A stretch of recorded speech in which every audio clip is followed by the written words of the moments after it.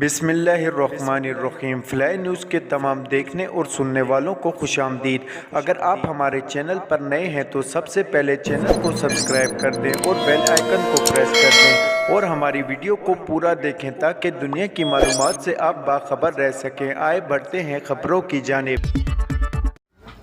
Army chief general Asim Munir نے چین میں Peoples liberation army PLA کے کمانڈ سے ملاقات کی اور باہمی سلامتی کے امور اور فوجی تعاون پر تبادلہ خیال کیا۔ پاک فوج کے شعبہ تعلقات عامہ ISPR کے مطابق چین پہنچنے پر army chief general Asim Munir کا پرتپاک استقبال کیا گیا۔ ISPR کے مطابق آرمی چیف کو PLA ہیڈ کوارٹر میں گارڈ آف آنر پیش کیا گیا۔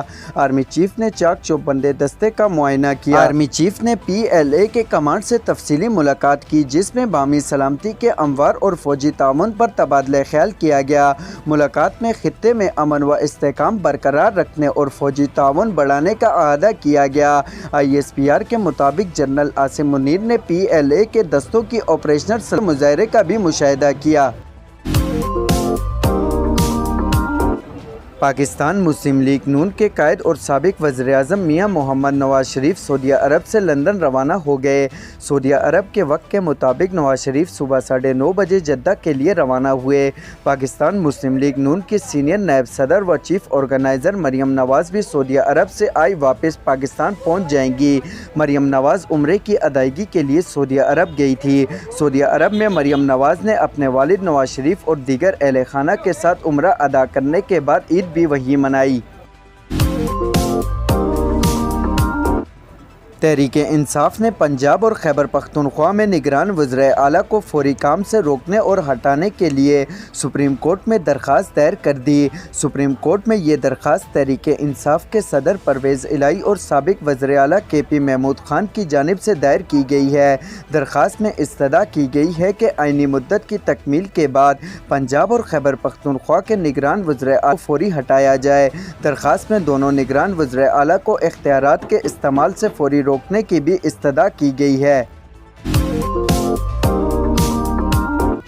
قومی اوپنر محمد رضوان نے نیوزی لینڈ کے خلاف حال ہی میں مکمل ہونے والی T20 سیریز میں شاندار کارکردگی دکھا کر ICC T20 رینکنگ میں بھارت کے سوریہ کمار یادو سے فاصلہ مزید کم کر لیا۔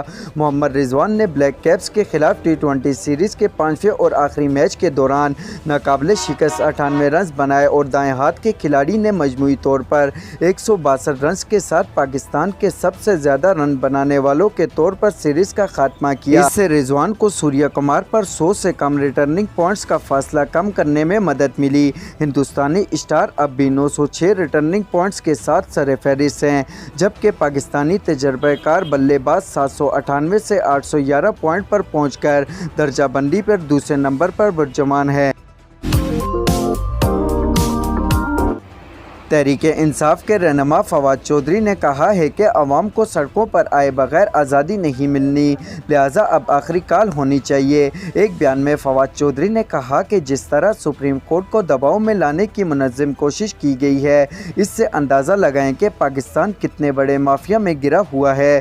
انہوں نے کہا کہ بنا ناری پبلک ہونے کی ایک اور مثال سپریم کورٹ اور چیف جسٹس کے خلاف چلائی جانے والی مہم ہے۔ عوام کو سڑکوں پر آئے بغیر آزادی نہیں ملنی، اب آخری کال ہونی چاہیے۔ عید کی تعطیلات ختم ہونے کے بعد کاروبار کے پہلے روز پاکستانی روپے کے مقابلے میں امریکی ڈالر کی قدر میں اضافہ ہوا ہے۔ انٹر بینک میں ڈالر 1 روپے 29 پیسے مہنگا ہو کر 284 روپے 75 پیسے کا ہو گیا ہے۔ عید کی تعطیلات سے قبل 20 اپریل کو کاروبار کے آخری روز انٹر بینک میں ڈالر 42 پیسے سستا ہو کر 243 روپے 47 پیسے پر بند ہوا تھا۔ دوسری جانب اوپن مارکیٹ میں ڈالر 20 پیسے سستا ہو کر 291 روپے 80 روپے کا ہے۔ پشاور یونیورسٹی میں 43 دن بعد آج تعلیمی سلسلہ بحال ہو گیا۔ یونیورسٹی میں سیکورٹی سپروائزر کے قتل کے بعد یونیورسٹی کے اساتذہ اور ملازمین قلم جوڑ ہڑتال پر تھے۔ سیکورٹی سپروائزر کے قتل پر اساتذہ اور ملازمین کی جانب سے احتجاج بھی کیا گیا تھا اور احتجاجاً کلاسز کا بھی بائیکاٹ تھا، جبکہ احتجاج کے باعث 53 شعبوں کے 17,000 طلبہ پڑھائی سے محروم رہے۔